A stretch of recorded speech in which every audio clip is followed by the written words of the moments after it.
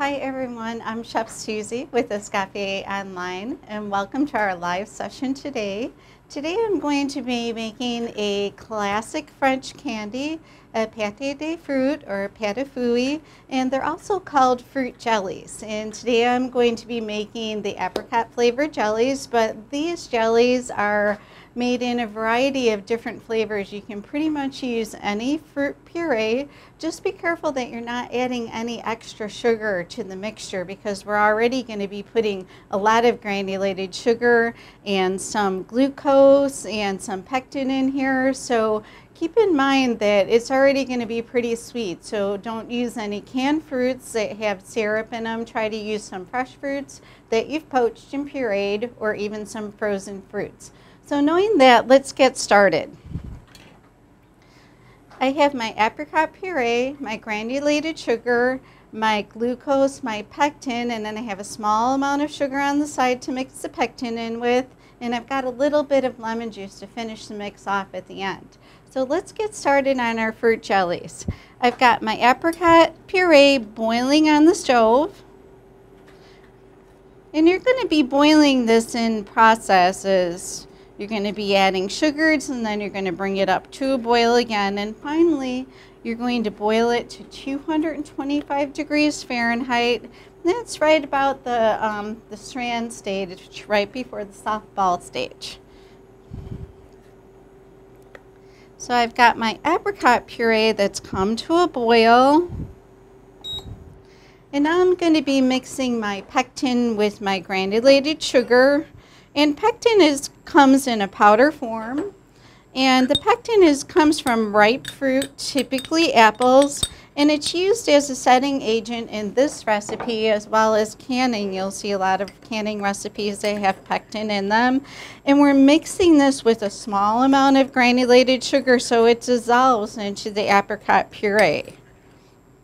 So back to the apricot puree, I took some fresh apricots, I pureed them, and I poached them first like we did last week with the pears, and I just did a little bit of water. I didn't add any sugar to my poaching liquid, and then I pureed them and I strained them, and you can pretty much do that with any fruit.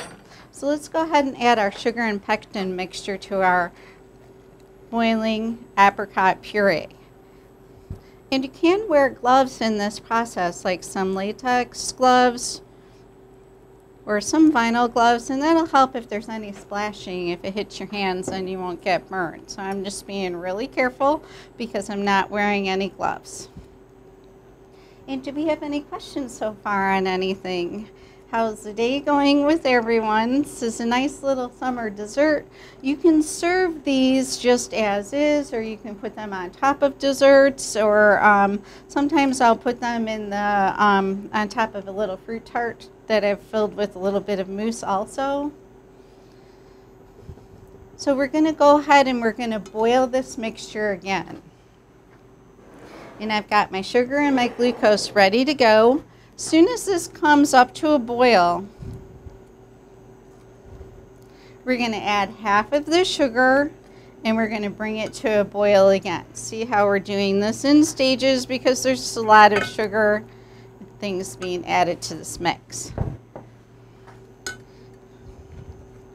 So keep in mind that you can use frozen fruit purees that you can buy professionally from your purveyors, and a lot of times the fruit company will give these pâte fouille recipes with their fruit purees for the amounts that they suggest if they've added any sugar.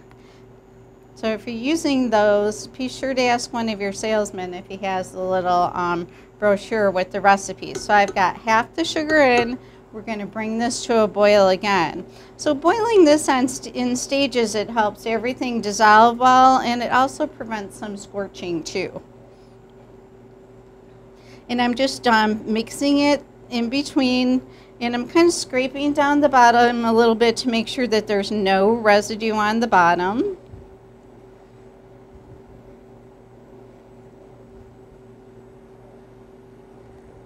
And we're going to be bringing this to a boil, and then we're going to add the rest of the sugar and the glucose.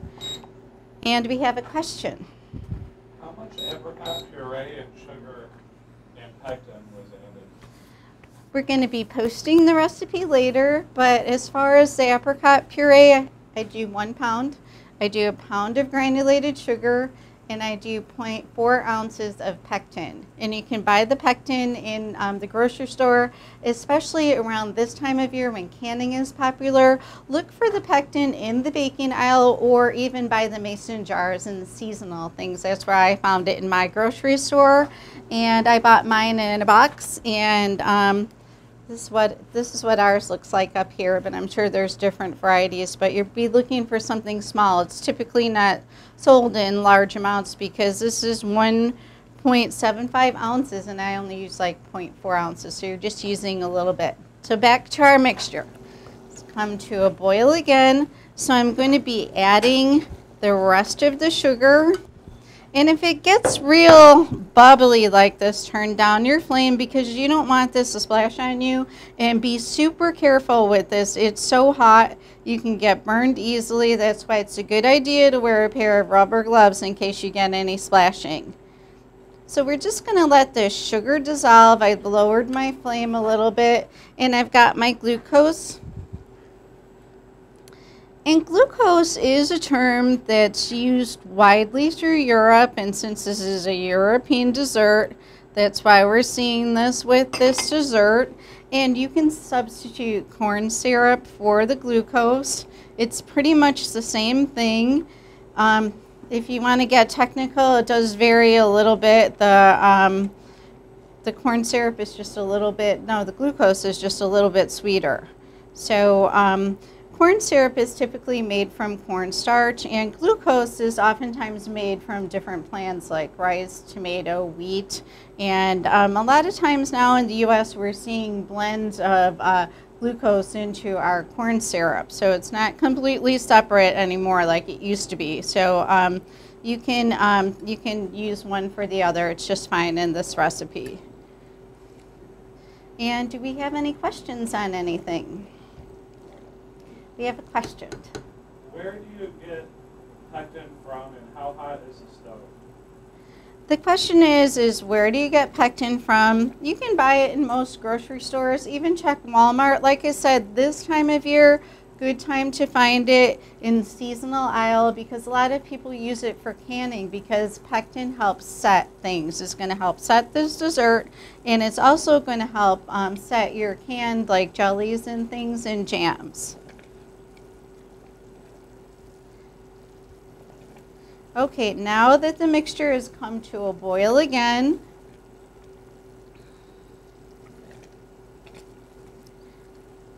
we're just going to mix this carefully, and we're going to put our thermometer in now because we've got to watch our temperature, and we're going to bring this up to 225 degrees, which is right before the softball stage. And some of the thermometers will have a little clip on the end, which is pretty helpful for standing it up. But this one, we're just going to kind of set it in here and keep an eye on it. And this is the thermometer from the toolkit. It's a really nice thermometer. It's got all the temperatures listed on the side.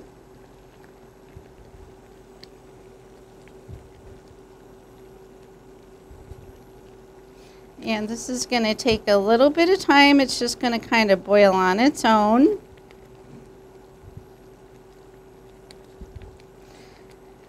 And when this mixture reaches 225, we're going to turn off the heat. And I'm using like kind of a medium-low heat. I'm on number 4 here out of, I think it's out of 10. So like medium-low, just below the halfway point. But if your mixture starts to like bubble out of control, definitely turn it down. Because you don't want that. You don't want to get a lot of splashing, and not only could you get burnt, but it's going to make a big sticky mess too. So now that we're up to 225, we're going to turn our burner off, and we're going to add our lemon juice. And what you want to do with this mixture before you pour it into your pan, you can pour it into a square pan that's lined with parchment or a silicone mat like I did. you're going to want it to stop bubbling and kind of let all of those bubbles dissipate a little bit, because when you take it out of the pot, it's going to start to set. And you can put these in little round silicone molds, and you can cut them in different shapes and sizes. And they're super fun to work with. So this is our apricot gelée mixture. So I made some earlier. And keep in mind these, especially this bigger amount, it's kind of got to set overnight. And mine just needs a little bit more setting because it didn't quite stay overnight. But we're going to cut some and we're going to roll them in sugar. But first we're going to be presenting them on the plate. So let's decorate our plate a little bit. So I've got some oranges, which also go nice with the apricots. Let's kind of move this up here, and then we'll bring our cutting board over. So I've got some oranges and grapes, which are going to go really nice with our apricots.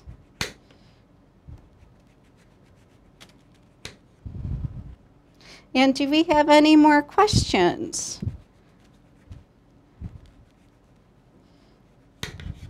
And keep in mind, everyone, that Thomas does a webcast or a live session every Tuesday at 9:30, so tune in for culinary. And Chef Cesar, too, he does a Spanish version. If you're up for some Spanish, be sure to tune in for that one, too. So you can put these in a glass, you can present them on a plate like I'm doing with some fruit. And we have another question. Can you use gelatin instead of pectin? And how would you put it on a tart? The question is can you use gelatin instead of pectin? I wouldn't. I would just use the recipe as stated. I've never made it with gelatin. I've always made it with pectin. It's a great gelling agent, and it might gel just a little bit better than the gelatin. And to put these on a tart, you can do a lot of different things. You can take a little tart and you can pour some in the bottom, and you can use it as a base and put some mousse on the top, and you'll have a nice little gelée on the bottom. Or you can pipe some mousse into the tart and put a little slice of fresh fruit, and you can put one of the little candies on top. So you can be super creative with these. They're lots of fun. So have a great time with them. Make lots of different flavors. I've made so many. I like the apricot a lot. And I also like making blackberry, and can do pomegranate too, whatever kind of puree that you can get. So let's go ahead and cut a couple of these. And like I said, mine are just a little bit soft because they're not quite set yet, but we'll kind of get the idea of it. And what we're going to do is we're going to roll these in granulated sugar. And some people do roll these in a little bit of granulated sugar that has just a little bit of citric acid powder in it to give it a little bit of tanginess. So I poured my mixture into this little square pan, which I've lined with some parchment. And then you're just going to want to roll your jellies in some granulated sugar. You can cut these in different shapes and sizes. They're so much fun to work with. You'll have a lot of fun with these, and you will be sure to impress your friends and family with this little thing. Because even though these are seen widely through France, they're not seen a super lot in the U.S. So a lot of people have never even had these before.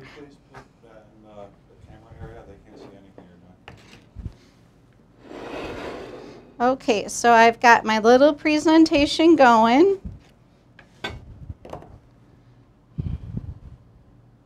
And like I said, I'm just cutting these and I'm just rolling them in some granulated sugar. And we're getting ready to wrap up for today. So if you've got any questions, please let me know. And be sure when you're setting these up, especially if you're making them in a pan like this, to leave it set overnight. And overnight means a good like 8 to 10 hours. And you can use some molds, some silicone molds, and then you just kind of pop them out. We all know that everything releases so easily from silicone. So you just kind of drop them into your granulated sugar, and then you can present them on a plate or a tray or even in a glass. And if you don't have any questions, we're going to get ready to wrap up for today. And be sure to check out Chef Thomas and Chef Cesar and tell them hello. And we're going to be announcing pretty soon another contest that we have coming up. It's going to be lots of fun, same as it was last time, so I hope everyone can join in. And we'll be announcing the details next week when we get them all ironed out. So thanks for joining me today at Escoffier Online. And please try the Pâte Fruits in different flavors. You'll love them. We'll see you next week.